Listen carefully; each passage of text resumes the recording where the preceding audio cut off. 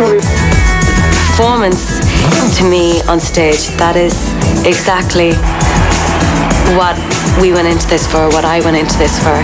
Hi, and welcome back to Speakeasy and our conversation with the Corrs, two new Corrs, Andrea and Sharon. Thanks for joining us. Well, I was at the very intimate performance you did last night, and I did ask your siblings what it was like to have that contrast from stadiums where you don't really see anybody to having people right there in front of the stage. What's it like for you?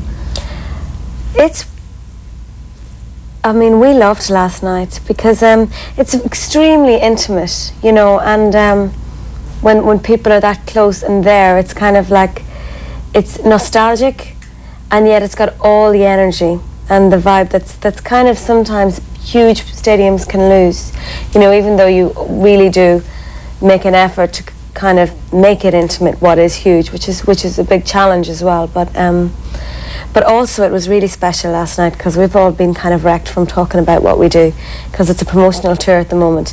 So the band, actually, we were pretty elated after it, just getting on and actually playing.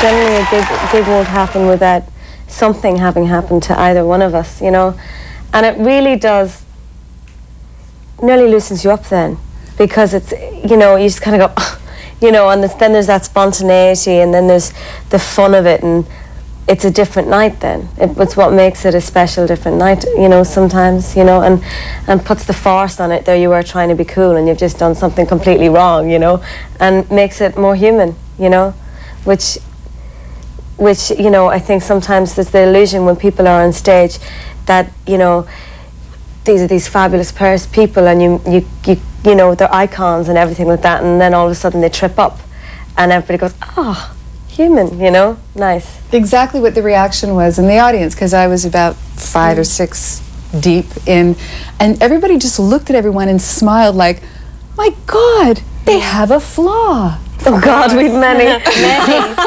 We still get to see them. We just really have to hide those. Say it's true. There's nothing like me and you. I'm not alone. Tell me you feel it too. And I would run away. I would run away.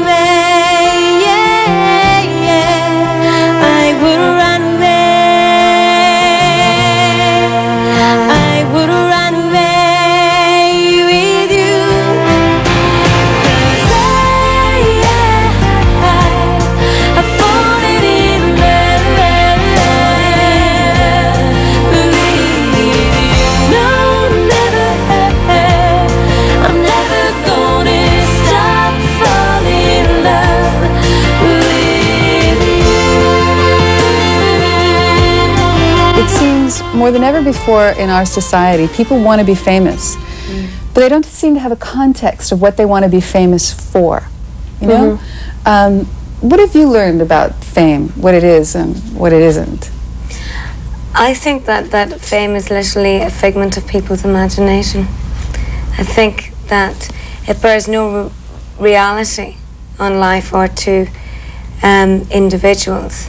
It's really a perception that people want to have of them, rather than a perception they have of themselves, you know.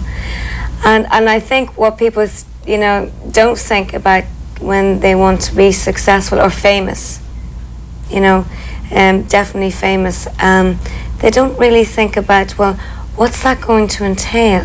What is famous? What is being famous? You know, it's not just being successful. It's being noted for what you're successful at, you know. So I find it an extraordinary thing. And it's something that you just have to try to ignore most of the time, because it really does bear no relation to your life. You still have relationships, they still go wrong, they still go right. You know, you still get up in the morning and brush your teeth and, you know, and get your breakfast, and you still get up and you feel sad some days, and some days you feel happy, you know. But who doesn't? You know, everybody does that. So it's kind of, it's an image in magazines and on TV screens. I would run away. I would run away with you. What has it meant for you to have these perceptions projected onto you? Has it made you stronger about who you really are? Have you had to suss that out? Have you had to really evaluate what the difference is between the projections and the real deal? I think it definitely would have made us all mature a lot quicker, because it's initially very difficult, because you don't feel you can live up to that perception. You know, you're a normal person, you know, and that kind of thing can make you feel like you get shy of people because you're scared you'll disappoint, because you mightn't live up to this famous, you know, image.